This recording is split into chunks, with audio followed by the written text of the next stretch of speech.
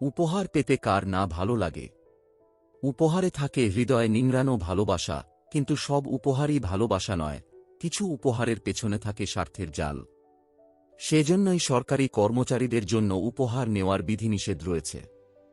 সরকারি কর্মচারী আচরণ বিধিমালা 1979 এর বিধি 5 তা সুন্দরভাবে বর্ণনা করা হয়েছে। সাধারণ নিষেধাজ্ঞা। সরকারি কর্মচারী আচরণ বিধিমালা 1979 এর বিধি 5 অনুযায়ী সরকারের পূর্বানুমতি ছাড়া কোনো সরকারি কর্মচারী বা তার পরিবারের সদস্য, নিকট আত্মীয় বা ব্যক্তিগত বন্ধু বাদে অন্য কারও কাছ থেকে কোনো উপহার নিতে পারবেন না। বিশেষ করে এমন কোনো উপহার গ্রহণ করা যাবে না যা তাকে দাপ্তরিক কাজ করার ক্ষেত্রে দাতার কাছে কোনোভাবে ঋণী বা দায়বদ্ধ বা বাধ্যবাধকতায় আবদ্ধ করে ফেলে। যদি উপহারটি ফিরিয়ে দিলে দাতা অনেক বেশি মনোকষ্ট পান বা পরিস্থিতি খুব বিব্রতকর হলে উপহারটি গ্রহণ করা যাবে, তবে সেটি নিজের কাছে রাখা যাবে না, চূড়ান্ত সিদ্ধান্তের জন্য সরকারের কাছে জমা দিতে হবে। বিয়ে, বিবাহবার্ষিকী, অন্ত্যেষ্টিক্রিয়া বা ধর্মীয় অনুষ্ঠানের মতো সামাজিক প্রথায় নিকট আত্মীয় বা বন্ধুদের নিকট উপহার নেওয়া যাবে।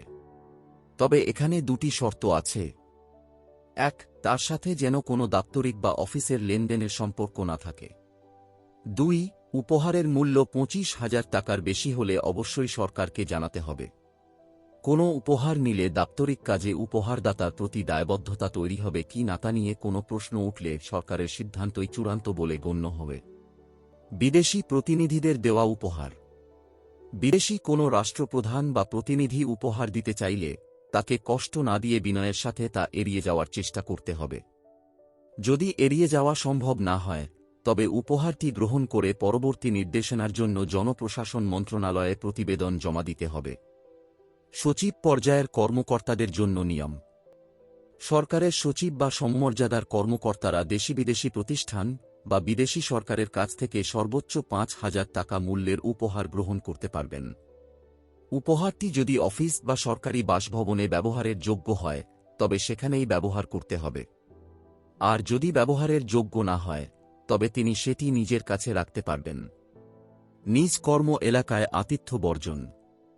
সরকারি কর্মচারী তার নিজের কর্ম এলাকায় অবস্থিত কোনো ব্যক্তি, শিল্প প্রতিষ্ঠান বা ব্যবসায়িক সংস্থার অতিমাত্রায় আতিথ্য বা বারবার দাওয়াত গ্রহণ করা থেকে বিরত থাকবেন। আমাদের সাথে থাকার জন্য আপনাকে ধন্যবাদ।